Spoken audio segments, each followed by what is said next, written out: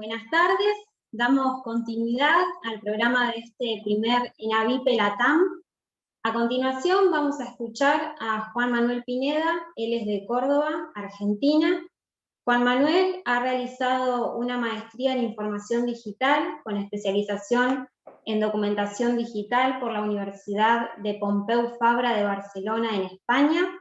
Es licenciado en Bibliotecología y Documentación y también graduado de las carreras de Bibliotecología y Archivología en la Universidad Nacional de Córdoba, en Argentina. Actualmente se desempeña en la Biblioteca de la Facultad de Salud de la Universidad Provincial de Córdoba. Entre 2017 y 2020 ha sido coordinador de la Red Virtual de Bibliotecas de Educación Superior, REVIDES, una red que aglutina a más de 40 bibliotecas de institutos superiores de formación docente y artística y también de escuelas normales, todas instituciones dependientes de la Dirección General de Educación Superior del Ministerio de Educación de la provincia de Córdoba. Ha cumplido además funciones como secretario de edición de la revista académica de Educación, Formación e Investigación. En relación a su experiencia profesional y sus campos específicos de interés, Juan Manuel hace más de 25 años que estudia y trabaja con temas vinculados a las bibliotecas y archivos, principalmente del área educativa de nivel superior, y se centra de modo particular en el vínculo actual y contingente entre las tecnologías de la información y la comunicación y las instituciones bibliotecarias.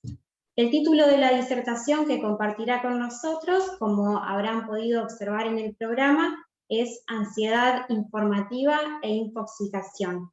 Les cuento la dinámica del encuentro. Él tendrá 30 minutos de exposición, a continuación de los cuales les haremos llegar las consultas que ustedes vayan realizando por medio del chat y él las responderá con toda amabilidad. Los dejo entonces con Juan Manuel. Bueno, muchas gracias a Yelen por la presentación, así que un gusto, y bueno, un gusto estar acá en las jornadas de NAVIPE. Le agradezco también a todo el soporte técnico, que ha sido un trabajo perfecto que están haciendo la gente de Bibliosistemas de Mendoza. Bueno, los colegas moderadores también, que lo están haciendo de forma impecable. A las autoridades del Instituto Tupac Amaru II, de Provincia de Buenos Aires, por esta posibilidad de capacitarnos, a estudiantes y egresados, profesionales de información, y sin lugar a dudas al gran gestor de este evento, que es José María Williams, el profesor del Instituto 15 de Campana y de esta institución, que realmente ha reunido a profesionales destacados para que estudiantes y profesionales podamos seguirnos capacitando. Así que muy agradecido. Y hay una cosa también muy importante que quiero decir antes de empezar con la ponencia, es que él me permitió en Campana, antes de la pandemia, en 2019, una conferencia sobre bibliotecas digitales que él organizó en forma también impecable, así que muchísimas gracias a José por esta posibilidad que nos da a la gente del interior. Ahora voy a compartir pantalla, si me esperan unos segundos. Vos decime, Adelen, si ya lo estás...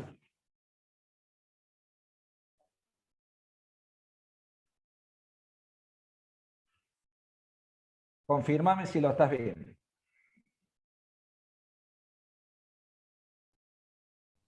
Bueno, perfecto, bárbaro, arrancamos entonces. Mira, el tema que vamos a tocar es un tema que no ha sido abordado en el tema de la pandemia, ¿no? Que es el tema de la infoxicación. En realidad hubo dos webinares, uno de un colega venezolano y otro de otra colega española, justamente que lo organizó José María Williams, de infoxicación.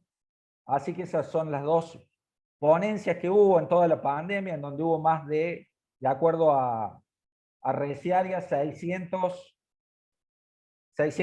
conferencias o webinarios que hubo. Así que bueno, va a ser un tema que está dentro de la temática de las patologías de la información, que no ha sido tocado. Quiero empezar con una metáfora de esto que representa la ansiedad y la angustia informativa, Esto lo saqué de un libro de Frances Miralles, 365 días para vivir mejor. Bueno, donde se ve en la famosa obra de Edward Munch de 1893, se ve una persona angustiada con estos íconos de las redes sociales.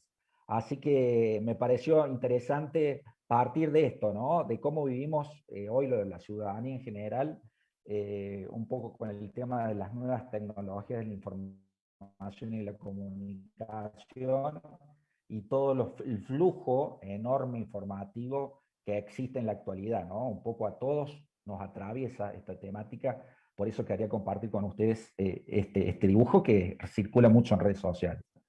Bueno, voy a empezar con Alvin Toffler, famoso escritor. Alvin Toffler, en El shock del futuro, Alvin Toffler es psiquiatra, es literato y es también un escritor futurista.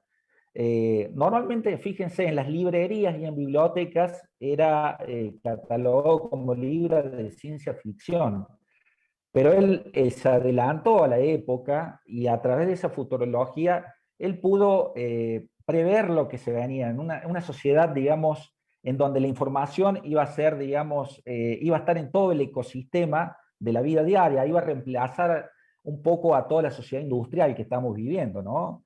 Él también habla de la sociedad de la información, justamente en el libro también La tercera ola, que lo escribe en 1973. Él habla justamente de una sociedad postindustrial a una sociedad superindustrial. También una cuestión muy importante que habla él, al ser psiquiatra, se da cuenta también desde el punto de vista psicológico y psíquico de las personas que iban a sufrir todos estos cambios que iban a haber y que los cambios se iban a producir en poco tiempo. Fíjense, ¿no? Si nos trasladamos ahora con todo lo que ha ocurrido el año pasado. Cambios tecnológicos y sociales dejan a muchas personas desconectadas y sufriendo desorientación y fuerte estrés. Otra cuestión también que iba a pasar y que el famoso filósofo Sigmund Bauman iba a hablar de las relaciones humanas superficiales, ¿no? Así que fíjense en el libro de él, siempre les recomiendo leerlo porque realmente habla de este futuro que hoy ya lo estamos viviendo, ¿no? Se adelanta 40, 50 años a estas sociedades de la información, sociedades postmodernas o sociedades líquidas. Pasamos a la siguiente. Bueno, acá como para lo que es el crecimiento exponencial de la información que se ha dado, ¿no? En el Congreso Infoen, que justamente hoy se estaba dictando de vuelta esta nueva reedición del Congreso Infoen, habla que el crecimiento de la información se iba a dar en un 10% anual y el tema también del crecimiento, digamos, de que la asimilación de las personas era mucho más bajo que ese crecimiento iba a ser del 3 al 4, ¿no? Lo cual iba a llevar a una sobresaturación, ¿no? También habla del conocimiento científico que se duplica cada 6 años, esto también como la ciencia y conocimiento científico crece desmesuradamente.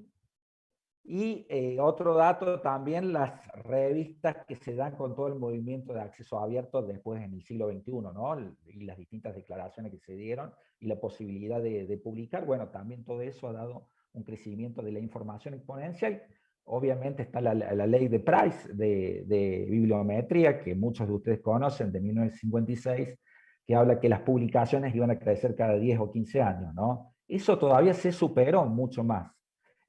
Julio Alonso Arévalo habla que la información académica crece, cada 2 años se duplica, fíjense, y así viene este crecimiento exponencial, ¿no?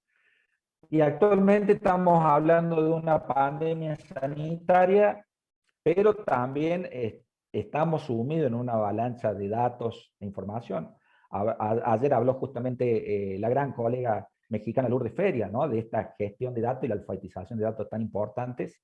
Y bueno, hoy hablamos de un mundo infocicado de datos, ¿no? Que obviamente genera todas estas nuevas patologías de la información que lamentablemente en las escuelas de bibliotecología no se aborda o es muy poco. Como profesionales de información debemos estar inmiscuidos en estas temáticas porque realmente vemos a la ciudadanía en general inmersa en un cúmulo informativo que no puede manejar muchas veces. Y en profesionales de la información también, ¿no? Esto ocurre en un minuto, ¿no? La cantidad de información que circula en Internet, ¿no? Por ejemplo, Spotify 28 canciones nuevas, Twitter 319 usuarios, el Zoom en un minuto participan 208.333 personas, ¿no? Estos datos los sacamos de Statista, lo van a tener como en el Power que le vamos a ofrecer, que lo van a publicar, bueno, ahí está justamente esta información. Bueno, algunos pensadores o teóricos, ya Alvin Toffler lo abordé. Uno de los grandes que habló es Richard Saul Wurman, que viene de la arquitectura. Él es un famoso arquitecto que habló de la ansiedad informativa, ¿no? Escribió 2 libros, 1989 y 2001. Muchas de las investigaciones en el tema de ansiedad se remiten a este escritor norteamericano, creador de las charlas, famosas charlas TED. ¿Quién no vio, no? Estas charlas que están en todo el mundo. David Lewis, que habla de fatiga informativa en el 96. Alfon Cornella también en 1996, el famoso creador del término infoxicación. Jorge Franganillo, que viene, es un bibliotecario español y habla también de la temática de ansiedad informativa. Pueden encontrar un artículo en el IS. Byul-Chul Han, un filósofo, uno de los filósofos más importantes del momento, también habla de la temática en el libro En el enjambre. Les recomiendo también. Y Jane Williams, que es un famoso ex-Google, que ahora se ha hecho filósofo. Y bueno, conoce el negocio por dentro de todas estas grandes maquinarias de Google, de Facebook y todos los grandes aparatos que manejan toda la temática de las redes sociales, internet, buscadores. Bueno, acá están los distintos términos que se manejan en este fenómeno. Si uno quiere buscar e investigar, por ejemplo, sobrecarga informativa, ya data del año 1967, y lo toma justamente Peter Drucker, también escritor, un escritor relacionado a la gestión y gestión de la información. Ansiedad informativa, Wurman, lo toma en el 89, como les dije. Infoxicación, Alfon Cornella, que es un físico, o sea que provienen de distintas disciplinas, ¿no? Esta temática, estamos hablando de una temática multidisciplinaria. Relacionado al tema de la polución atmosférica, la infopolución, ¿no? También ese término. Saturación cognitiva, un ex CEO de Google, que no está más ahora en Google, también habla del tema. Infobesidad relacionado con las dietas, la dieta digital, por eso se habla también, que debemos hacer un poco para contrarrestar este fenómeno. Y ya se habla hoy, ya no de la sociedad de la información, sino de la sociedad de la atención, o la era de la atención. Esto es lo que vamos aprendiendo. Y las grandes plataformas van a tratar de secuestrarnos la atención, para que estemos más tiempo en ellas consumiéndola. Muy interesante el concepto de síndrome de fatiga informativa o tecnoestrés, ¿no? Este es un informe que hizo justo David Lewis, que le mencioné, en 1996. Él estudió a 1.300 gestores de empresas, de cargos importantes, y bueno, ahí él vio que tenían distintas problemáticas relacionadas a la fatiga de información, ¿no?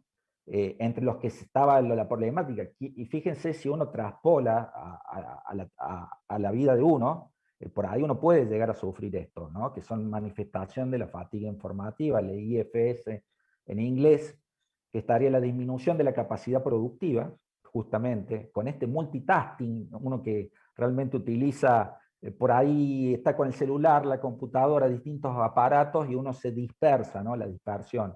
Irritabilidad o dolor de estómago, y que come bien trabajando en la computadora, no hay una buena digestión, y bueno, puede causar problemas de úlcera. En todo este estudio se manifestó eso. Pérdida de la visión también con el uso constante de estos aparatos electrónicos. Justamente escuchaba una noticia el año pasado, decían que aproximadamente había crecido un 50% visita al oftalmólogo de los chicos con todo este tema de la fatiga por Zoom que existe, ¿no? Dificultad para prestar atención también, que tiene que ver con la cantidad de actividades que hacemos conjuntamente, ¿no? En esta dispersión de la atención, y dificultad para dormir, ¿no? Ya sabemos todas las luces que generan estas luces, estos aparatos electrónicos, por ahí atentan contra el tema del sueño, ¿no?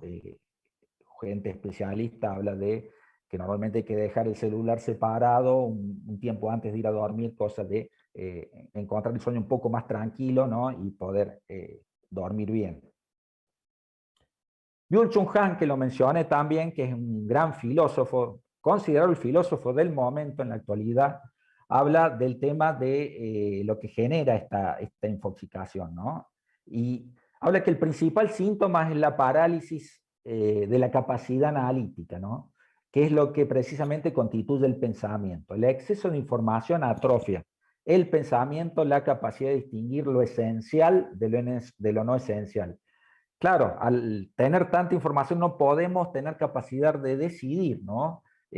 Por ahí es tanto el cúmulo informativo, ya sea para los que estamos en trabajos académicos, para hacer una investigación, que a veces, bueno, nos cuesta mucho seleccionar qué tipo de material y qué no en la gran cantidad que hay, porque quizá puede haber mucho material de calidad y nuestra atención es limitada, ¿no? Refiriéndose a lo que dice este filósofo, que es coreano, pero está en Alemania, es profesor de una universidad de Alemania. Es muy interesante las obras que él hace, y bueno, hace una crítica a toda la cuestión tecnológica. Pasamos a la siguiente. Bueno, el cansancio de la información incluye también síntomas características de la depresión, que ante todo una enfermedad narcisista. El sujeto se ahoga en su propio yo agotado y fatigado de sí mismo. Nuestra sociedad se hace cada vez más narcisista. Redes sociales como Twitter o Facebook agudizan esta evolución, pues son medios narcisistas. Lo que dice normalmente Byung-Chul Han, que nosotros estamos constantemente mirándonos a la pantalla, en el caso de Zoom o cualquier videollamada que estemos utilizando, un poco estamos viendo nuestra imagen reflejada, ¿no? Como el mito de Narciso. Así que desde el punto de vista filosófico es muy interesante esta apreciación que hace. Después se habla de la normosis. Esto también, un psicólogo, Pierre Weil, que es un psicólogo de la línea de la psicología transpersonal, no es la corriente clásica del psicoanálisis cognitiva u otros tipos de psicología, habla que empieza a circular este término en ciertos medios, en ciertas ciencias humanas. El doctor Weil, uno de los pioneros de psicología transpersonal y autor más de 30 libros en varios idiomas, utiliza este nuevo concepto, la normosis, añadiéndole a otros dos disturbios del comportamiento humano, la neurosis y la psicosis. La normosis, o sea, son comportamientos, hábitos que nosotros decimos que son normales y no son normales. Por ejemplo, fumar, beber, el tema de la cuestión atmosférica, que no hay una buena, un aire respirable y que nosotros tomamos todo como normal, entraría dentro de lo que se considera normosis, ¿no? Hábitos que lo consideran normales, pero pueden causar daño a nuestro organismo e incluso la muerte a largo plazo. Saqué un sabio que corresponde a esto, Jiddu Krishnamurti, un gran sabio hindú, uno de los sabios más grandes del siglo XX, dice que no es saludable estar adaptado a una sociedad profundamente enferma. Fíjense, relacionado al tema normosis. De la normosis se desprenden dos términos que está relacionado a lo que estamos trabajando, que la informatosis, que es un término que creamos para designar trastornos o incluso enfermedades causadas por un flujo excesivo de mensajes informativos en relación a un solo destinatario, es decir, a una sola persona, una persona que está realmente atosigada de información y bueno, que le vienen por los distintos canales, ¿no? Nos llega mensaje por WhatsApp, por correo electrónico, a veces el mismo mensaje viene en distintos canales. Esto crea realmente una infoxicación y tiene que ver con la informatosis.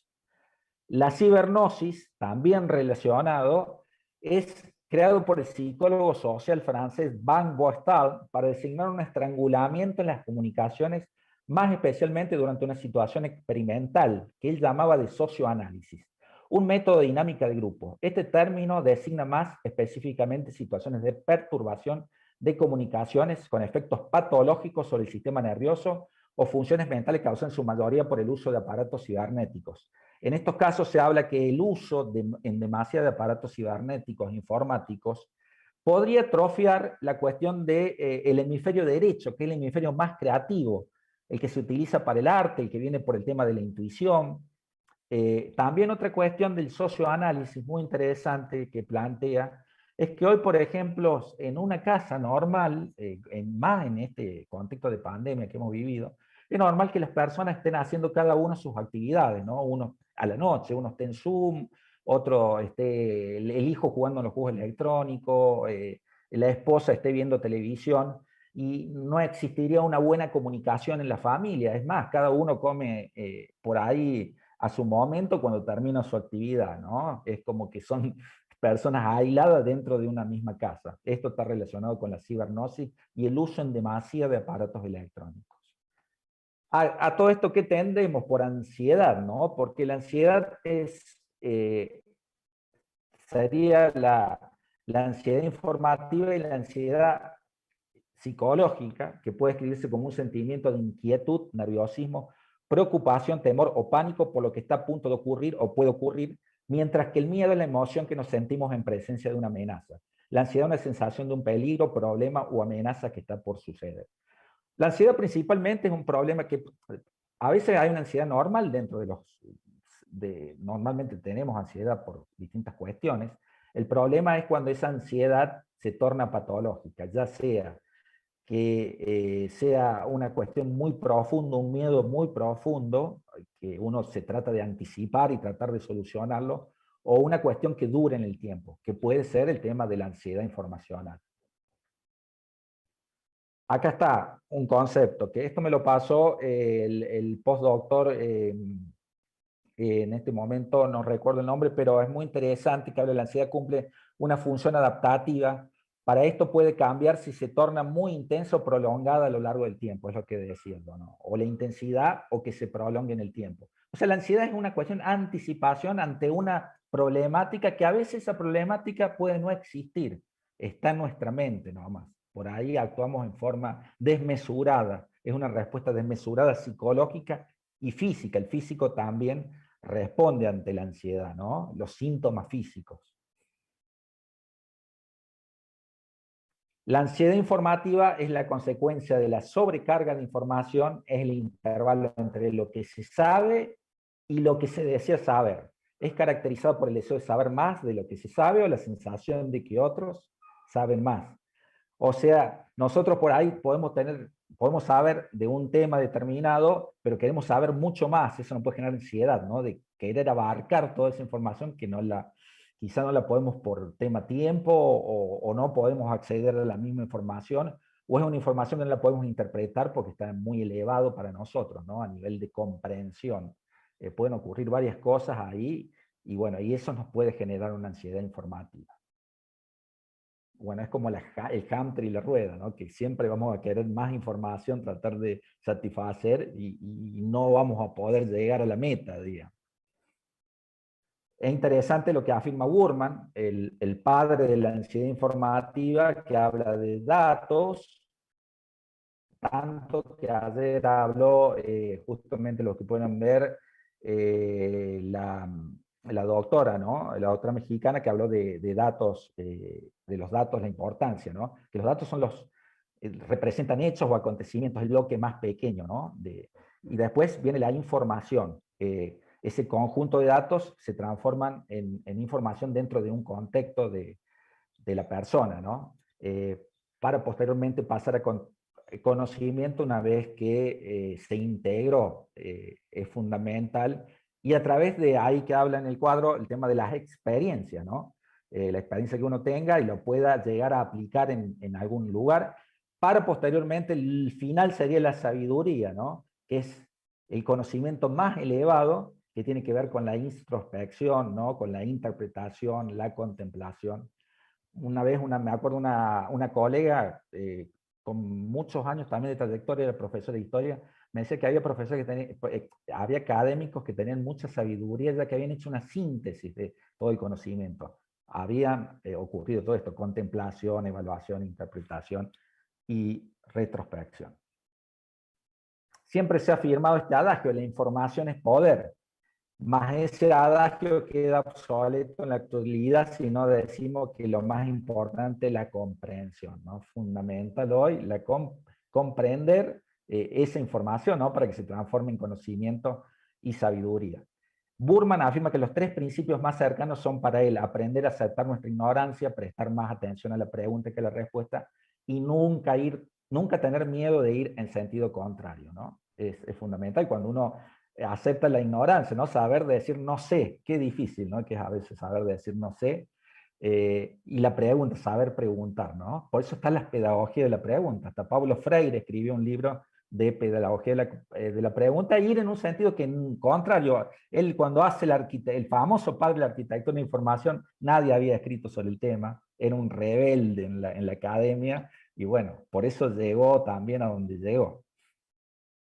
También Jay Williams es muy interesante con el tema de la era de la atención, ¿no? Jay Williams era trabajaba para Google, un ingeniero de Google que se transforma en filósofo y habla de que hoy vivimos atosigados con el tema de las redes sociales, y habla también de cómo los algoritmos han mejorado tanto, las mejores mentes trabajan para los grandes monopolios informativos, Facebook, Twitter, y para que la gente esté mucho más tiempo en estas plataformas y consuma mucho más información de ellos, ¿no?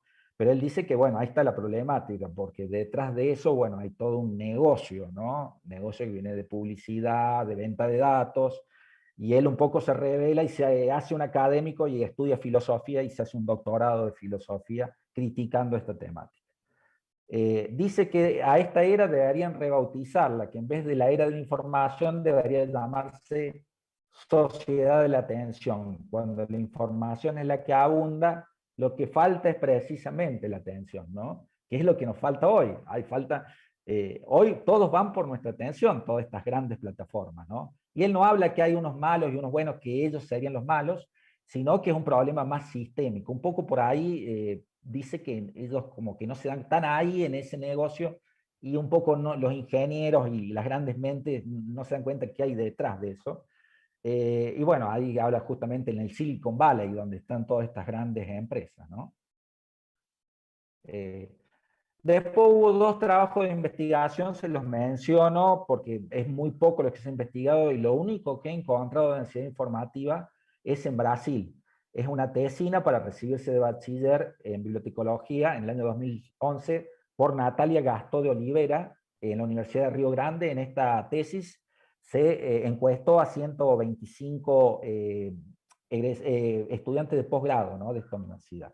Y después también encontré un trabajo de bachiller para gestión de la información, que sería relacionado a nuestras temáticas, por Ariano Miyamoto en la Universidad Federal de Paraná, en Curitiba, que se investigó a estudiantes de segundo, en este caso, y cuarto año de la carrera de gestión de información, y también hallaron que estos estudiantes tenían ansiedad, ¿no? Cierto grado de ansiedad. No en todos los ítems que se midieron, pero sí en algunos. Acá están los 125 estudiantes de 18 posgrados que había. Y acá estos son los resultados como para compartírselo. Los alumnos afirmaban que tenían que buscar una misma información y checarlas en varias fuentes y soportes distintos para ver el grado de veracidad. Otro factor generador de ansiedad informativa es lidiar con el exceso de información que hemos hablado en esta charla. La dificultad para seleccionar información relevante. Es como que le faltaba el tema de las materias, profundizar en metodología de la investigación, en alfabetización informacional, que tanto trabajamos los bibliotecarios, un poco para contrarrestar estas patologías, ¿no? Dificultad para tomar decisiones acertadas también ante el gran cúmulo de documentos que había, ¿no? Fíjense, hoy documentos hay en repositorios digitales, acceso abierto, bibliotecas digitales, material que da el docente, preprints, hay distintos tipos de publicaciones. Y algunos, fíjense, algunos estudiantes hablaban que la causa principal de esta infoxicación era Internet. Y otros decían que también no todo que era negativo, sino había estudiantes que decían que también había una cuestión de que los llevaba a, como un reto, digamos, esta gran cantidad de información, y lo tomaban así y no le afectaba tanto. Pero en su mayoría de estos 125 alumnos presentaban cierto grado de ansiedad informacional. Pueden encontrarlo, está en acceso libre esta investigación. En Argentina no había ninguna investigación de este tipo aún, así como ha sido estas dos.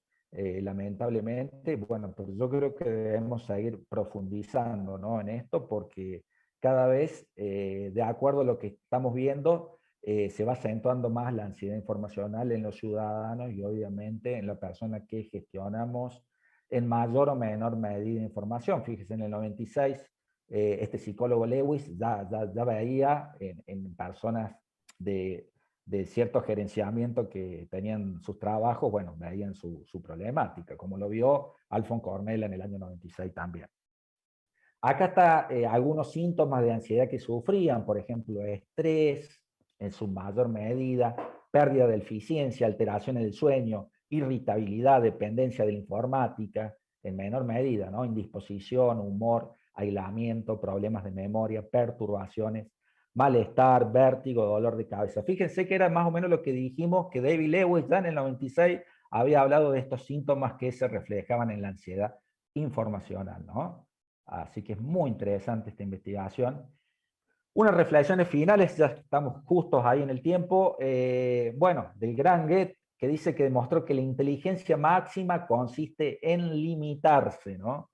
Ahí está, saber nuestros límites a la hora de lidiar con tanto cúmulo informativo es fundamental, ¿no? Es mejor calidad y no cantidad, hoy más que nunca. Y les comparto algo de Eduardo Galeano: estamos informados de todo, pero no nos enteramos de nada, ¿no? En el 2006 habló del tema justamente infoxicación y otros autores, Ramón Cajal, también otros autores, ya Italo Calvino, 1550, este famoso reformador protestante, hablaba que era imposible en esa época conocer todos los títulos de los libros, cuando no había tantos títulos. Así que fíjese ahora. Bueno, un poco le presento mi página web para que sigan profundizando en temas de bibliotecas digitales y estas temáticas de la sociedad de la información que trabajamos en bibliotecasdigitales.com.ar. Juan Manuel Pineda, el LinkedIn y el correo electrónico juanmanuelpineda42@gmail.com.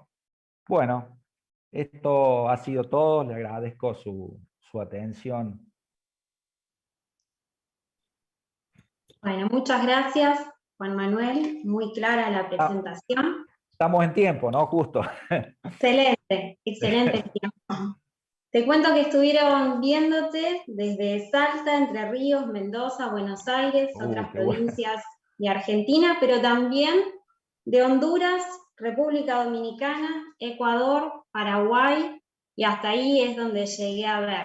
Y tenemos algunas preguntas. Sí, por favor. Norma Susana Novelo pregunta: ¿cómo hacer para que nuestros usuarios comprendan que es más importante la comprensión de la información y no la información en sí misma?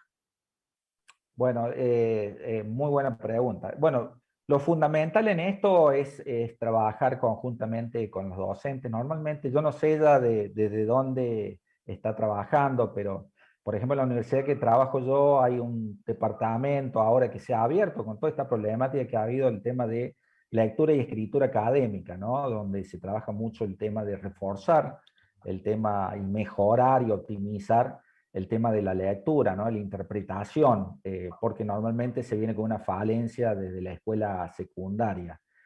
Bueno, ahí es importante el tema de la alfabetización informacional, podernos introducir también en estos espacios curriculares y trabajar en conjunto con los docentes, ¿no? Podemos hacer cursos nosotros también, un poco explicando la importancia de la comprensión y la aprehensión, introduciendo y penetrar en la información, ¿no? Para justamente, como decía Burman, convertir esos datos, información, conocimiento y sabiduría.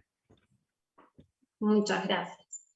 También pregunta Patricia, el apellido no lo voy a pronunciar porque me resulta muy complejo, dice si se puede evitar la infoxicación y cómo. Bueno, hay, digamos, varios caminos para evitar, digamos. Por un lado está este tema de la alfabetización informacional y digital. Es importante estar alfabetizados porque la alfabetización es saber buscar, seleccionar material, saber conocer nuestra necesidad de información, de comunicarla. También está el tema de la curación de contenidos, que tiene que ver también con esto, de saber filtrar la información. Después hay cuestiones que son hábitos importantes relacionados a la desconexión, voy a hablar. tener una vida organizada, ordenada, ¿no?